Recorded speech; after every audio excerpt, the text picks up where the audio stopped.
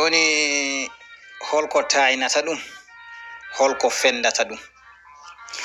En calmini musidɗo men Isa Sow, gollidijo men nonne Gedda Sow, jaɓɓantoɗo en hoɗɓe e wuro men Sare Ngayi taweteɗo e Sinthiou Sambaru. En calmini musidɗo men kawmen Alhaji Demba Gedda Sow. En pawi calminali ɗi e juuɗe ma, jottinana en e fedde nde. Eɗen juuroɓe, eɗen ñagoɓe du'aw, eɗen calminaɓe, eɗen jafnoɓe hakke ko mbayruɗen hen ko. Eywa, mbiɗen to bange pooreji doctoreɓe men ɓe ko nduɗo hendu oɓe kuɓi ndundu no fewi, saabu so on ƴewtidima oɓe jogui ko ƴewdorguel, woni koɓe bekkata e jungo ma ɓe pompa. So ɓe pompi ha ngol heewi, jungo ma ngo ha ngol heewi e jungo he. So ɓe ɗalti koɓe pompi ɗon ko hendu yaltandu ɗon ndu.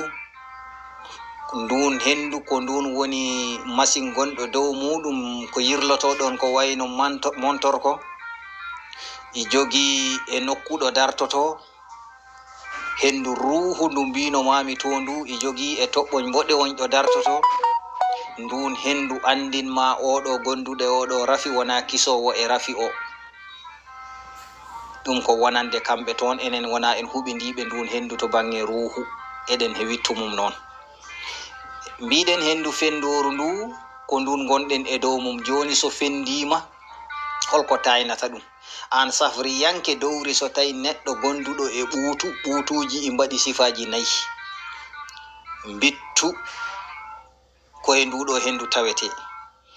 Muusu jokke ɗe koyɗe ɗe mba'ano ɓuuɗɗe, kono tawa wona ɓuuddi worɗandi, koye nduɗo hendu tawete. Aywa, ko koyɗe jiyata neɗɗo wonda e rafi, jiya yeeso ngo ƴaafa ha nyambambo ko dow o jimta e gite ɗe, koye nduɗo hendu tawete. Kañum ko e leñol nayaɓol e leƴƴi fero. Ko jimtata ko e dow o ko leñol tataɓol e leñol sanja, woni ko ɓe mbita tension hande ko e ɗemgal français. Kono fof ko nduɗo hendu gollodirta ha ɗinɗon bittuji walla ha ɗinɗon ɓuutuji mbawa nadde hen. So tawi jomon wona tappiɗo walla heko nandi hen, ɗinɗon bittuji walla ɗin ɓuutuji koye nduɗo hendu gollodirta. Joni holko saynata ɗi?